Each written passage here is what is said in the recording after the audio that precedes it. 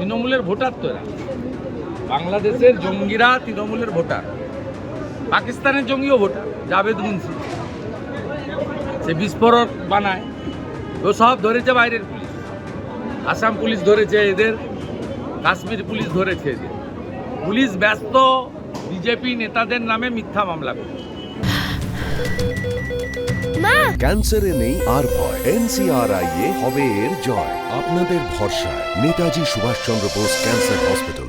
ইতিমধ্যেই একাধিক অনুপ্রবেশকারী বাংলাদেশি নাগরিক তাদেরকে একের পর এক গ্রেফতারের ঘটনা ঘটছে, আর তাতেই পুলিশ দাবি করছে যে বার্থ সার্টিফিকেট থেকে শুরু করে school certificate, admit card, voter card সমস্তটাই জাল। আর সেই সমস্ত দিয়েই কিন্তু জাল পাসপোর্ট তৈরি হচ্ছে, যা চলে যাচ্ছে এই সমস্ত বাংলাদেশি অনুপ্রবেশকারীদের হাতে। যদিও সব থেকে বেশি কোন জায়গায় তৈরি হচ্ছে পুলিশ চিহ্নিত করেছে দত্তপুকুরের কদম্বগাছি গ্রাম পঞ্চায়েত থেকে, যদিও পঞ্চায়েত দাবি করছে যে এমন কোনো কিছু কিন্তু ইস্যু করা হয়নি। সমীরণ পাল আমাদের প্রতিনিধি রয়েছেন আমাদের সঙ্গে। সমীরণ, নির্দিষ্ট করে পুলিশের পক্ষ থেকে যখন অভিযোগ করা হচ্ছে, সেক্ষেত্রে পঞ্চায়েতগুলোর পক্ষ থেকে এখন কি বন্দোবস্ত করা হচ্ছে, কি ব্যবস্থা তারা নিচ্ছেন এই সমস্ত জাল তথ্য সম্পর্কে?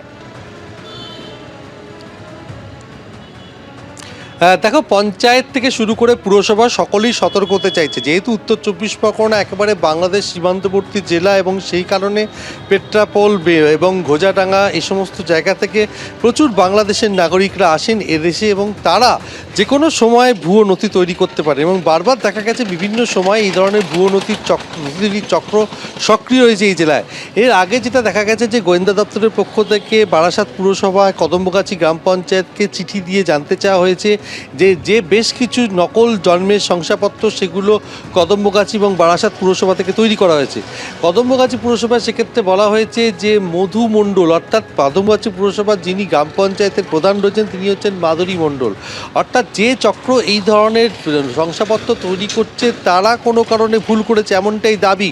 প্রশাসনিক তদন্ত যেটা উঠে আসছে যে এই কদম্বগাছি গ্রাম পঞ্চায়েতের একটি ভুয়ো ওয়েবসাইট তৈরি করা হয় এবং যেহেতু এখন জন্ম এবং মৃত্যুর শংসাপত্র অনলাইনে দেওয়া হয়, সেক্ষেত্রে নথি তৈরি করার জন্য এই ভুয়ো সাইট তৈরি করা হয়েছিল। আর যারা তৈরি করেছিল তারা ওয়াকিবহাল ছিলেন না যে এই গ্রাম পঞ্চায়েতের প্রধানের নাম মাধুরী মণ্ডল, আর সেই কারণে মধু মণ্ডল হয়ে গেছে এমনটাই প্রাথমিক তদন্তে জানা গেছে। তবে পঞ্চায়েত এবং পুরসভাগুলোর তরফ থেকে সতর্কতা নেওয়া হয়েছে।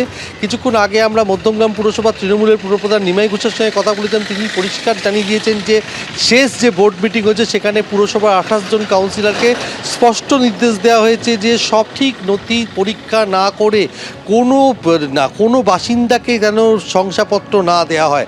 সেক্ষেত্রে পুলিশের সঙ্গেও কথা বলতে হবে, কারণ যে নিয়ম রয়েছে যে যারা ভাড়াটিয়া হিসেবে বসবাস করবেন তাদের বাড়ির মালিককে থানাকে জানাতে হবে লিখিত দিয়ে যে তাদের সমস্ত তথ্য দিয়ে সমস্ত নথি পরীক্ষা করে তবেই শংসাপত্র, অর্থাৎ শংসাপত্র দেওয়ার ব্যাপারে পুরসভা পঞ্চায়েতগুলো সতর্ক হতে চায়। কিন্তু একটা প্রশ্ন উঠে যাচ্ছে যে যেভাবে জাল নথি তৈরির চক্র সক্রিয়, এর আগে দেখা গেছে যে সিকদেশ পুকুরিয়া অর্থাৎ বামুনগাছির কাছে সিকদেশ পুকুরিয়া থেকে মুক্তার আলমকে গ্রেপ্তার করেছে পুলিশ এবং তার কাছ থেকে প্রচুর নথি উদ্ধার হয়েছে এবং নথি তৈরির সরঞ্জাম উদ্ধার হয়েছে।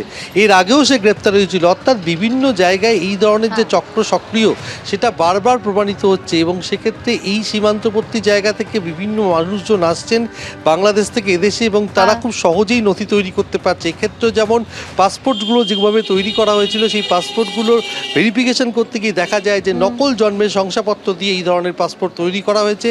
আর সেক্ষেত্রে কদমগাছি পঞ্চায়েতের নাম উঠে এলেও পঞ্চায়েতের তরফ থেকে স্পষ্ট জানিয়ে দেওয়া হয়েছে যে এগুলো তাদের তৈরি নয়।